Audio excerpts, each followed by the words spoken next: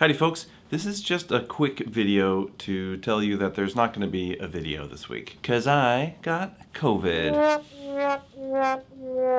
Now I'm starting to feel a bit better, so hopefully next week I can get back to making regular weekly videos, but for now, no drinking, just mostly resting. Now, I'm not going to say a whole lot about COVID. I will say this, you don't want it, it's terrible, and it sucked. Anyway, Thanksgiving was a big success. The 9 drinks were fine. They weren't too complicated to make, so that all worked out great. But I probably will go back to 4 or 5 drinks for next year, just to keep things more simple. Speaking of Thanksgiving, there were a couple of trips to the liquor store over the Thanksgiving holiday. That combined with some birthday shopping means I got a bunch of bottles that I'm gonna need to make videos about. I'm gonna show you some of these bottles I got, but leave a comment below what you're most interested in seeing a video about. I'll probably do a video on a bunch of this stuff, but if there's something in particular you want to see, I can do that one first. Let me know. First up, we got some rum. I got these Barbados rums, 2 plantations and a single cask nation. This one's a 4 square 15 year. It should be pretty exciting. I've also been pretty excited about transcontinental rum. I got an Australian, a Panama, 2 Jamaicans, a Worthy Park, and a Hamden. These have been really good, and I can't believe I hadn't bought these sooner. Also got a Worthy Park 8-year single barrel. That's pretty exciting as well. Over on the whiskey side of things, I got a couple of Japanese standbys, but also this Kilchoman single barrel. It's an 8-year peated Scotch aged in a port cask. It's really good. And then also sort of a newer category for me is Ricea. These are 3 sort of mini bottles of Ricea that are all distilled in a different manner, with a different kind of still.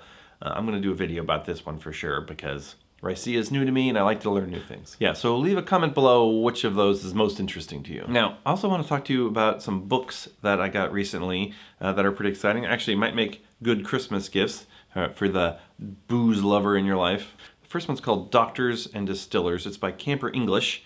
Camper English is the guy who came up with the cooler in the freezer method to make the clear ice at home. So he's kind of a hero. This is about medicinal uses for drinks. So beer, wine, spirits, cocktails that supposedly had medicinal uses over time in the past. It's pretty interesting. A lot of fun facts. The history of distilling is included in there. Good stuff.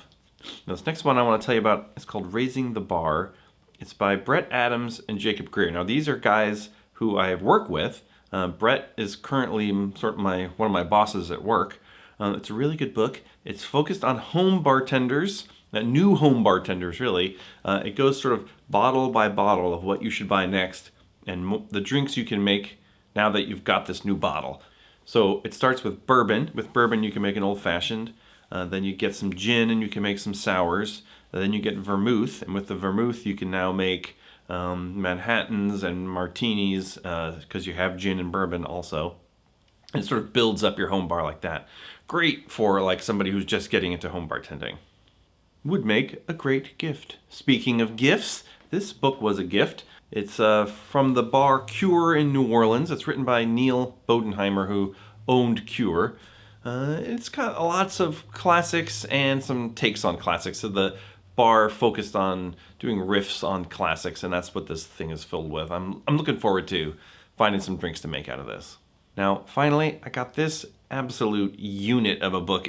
This is called Modern Caribbean Rum, and it's basically an encyclopedia of Caribbean rum. It's written by Matt Pietrek and Carrie Smith. Now, these are the same people who brought you a Modernist Tiki. This is basically a rum expert who's compiled all this information that he knows about Caribbean rum and put it all into this reference book, which is awesome. I've been reading through it. Next time I taste a rum on the channel, I'm going to be referring to this book to find out facts about the distillery. It's got histories and stories about all the different distilleries in the area. Lots of tables and charts and reference materials. Awesome stuff. Anyway, I'm going to go take a nap. Thanks for watching.